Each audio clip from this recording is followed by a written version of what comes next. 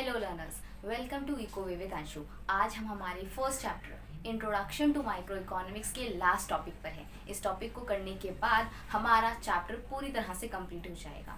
और इसी के साथ अगर प्रीवियस लेक्चर्स यानी कि प्रीवियस वीडियो और आज की वीडियो में आपका कोई भी डाउट हो तो आप उसे कमेंट करके मुझे बता सकते हैं and I will make sure that I will take your doubts in the next video.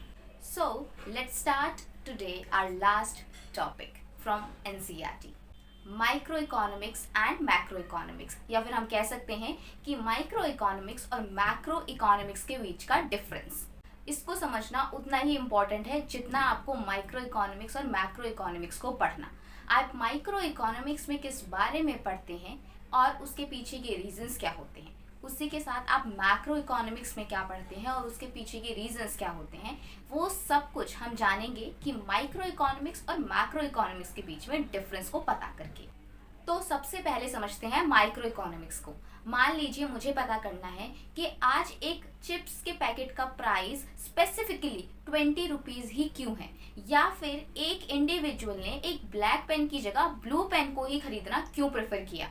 तो यहाँ पर जब हम किसी एक शॉप, किसी एक इंडिविजुअल के द्वारा खरीदी गई किसी प्रोडक्ट की बात करते हैं, यानी किसी एक प्रोडक्ट, एक शॉप या फिर एक प्राइस की बात करते हैं, तो इसे हम माइक्रो इकोनॉमिक्स कहते हैं।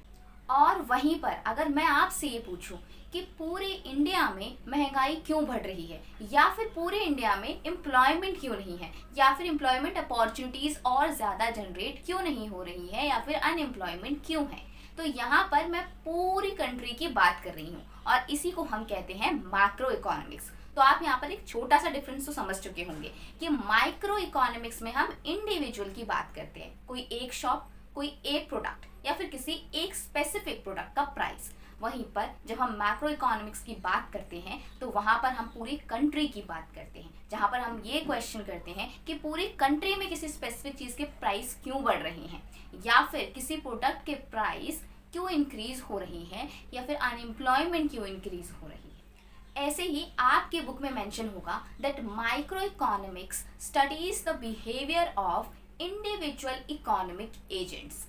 तो यहाँ पर इकोनॉमिक एजेंट्स के वर्ड्स को सुनकर कंफ्यूज मत होना। इकोनॉमिक एजेंट्स का मतलब सिंपल हमसे और आपसे ही है, यानी कि बायर और सेलर। बायर और सेलर यानी कि जो आप जब सामान खरीदते हैं तो आप कंज्यूमर हैं यानी कि बायर हैं, और जो आपके लोकल शॉपकीपर हैं, दुकानदार हैं, वो सेलर हैं। और बायर और सेलर ही इकोनॉमिक एजेंट्स कहलाते हैं।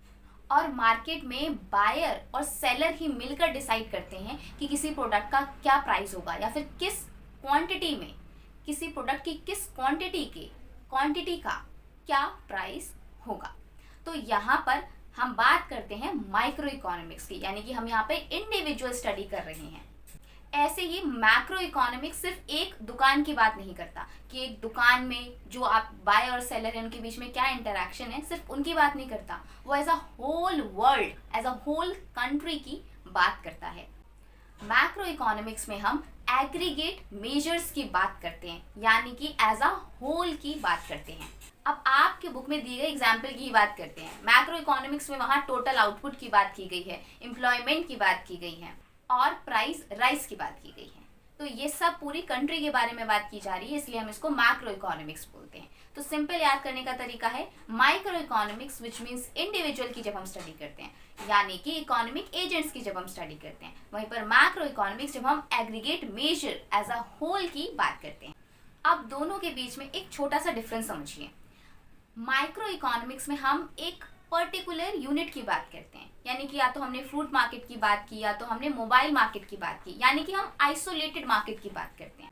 और मैक्रो इकोनॉमिक्स में हम परफॉर्मेंस ऑफ अ मार्केट या फिर परफॉर्मेंस ऑफ एन इकोनॉमी की बात करते हैं, जहां पर हम सभी मार्केट्स, जितने भी मार्केट्स हैं इकोनॉमी में, उन सब की बात करते हैं और उनको एक सिंगल यूनिट की तरह चेक करते हैं। और इसके लिए मैं आपको एक और एग्जाम्पल देती हूँ, जहां पर हम क्रिकेट की बात कर लेते हैं। जब हम विराट कोहली की बात करते हैं, जब Virat Kohli is a very good batsman, है ना, विराट कोहली काफ़ी अच्छे रन बनाते हैं, Virat Kohli he is a very popular cricketer among youngsters. तो यहाँ पर हमने जब विराट कोहली की बात की तो हमने एक इंडिविजुअल की बात की। वहीं जब हम पूरी टीम इंडिया की बात करते हैं कि टीम इंडिया ने बहुत अच्छा स्कोर किया या टीम इंडिया ने किसी और कंट्री की टीम को हरा दिया, तो यहाँ पर हम पूरी टीम एज अ होल की बात करते हैं। तो ये मैक्रो इकोनॉमिक्स हो गया। तो इसी तरह आपके बुक में भी इसी टॉपिक को समझाया गया है और हम एक लास्ट में इनके बीच में डिफ्रेंसिएशन भी देख लेते हैं जिससे आपको ईजिली एक क्लैरिटी मिल सके। माइक्रो इकोनॉमिक्स में इंडिविजुअल स्टडी होती है और मैक्रो इकोनॉमिक्स में as a whole aggregate measures की स्टडी होती है। सेकेंड, माइक्रो इकोनॉमिक्स में हम प्राइस और क्वांटिटी की डिटर्मिनेशन की बात करते हैं जहां पर मार्केट आइसोलेटेड होता है। वहीं पर हम मैक्रो इकोनॉमिक्स में होल इकोनॉमी की बात करते हैं कि performance of an whole economy क्या है उसकी बात करते हैं, जहां पर हम price rise, total output, employment as a whole की बात करते हैं। तो इसी तरह आपका फर्स्ट चैप्टर होता है कंप्लीट। एंड अगर फिर भी आपके कुछ डाउट्स हैं तो उसको कमेंट जरूर कीजिएगा और मैं नेक्स्ट वीडियो में आपके डाउट्स को क्लियर जरूर करूंगी। Thank you so much for watching. I will see you in the next video.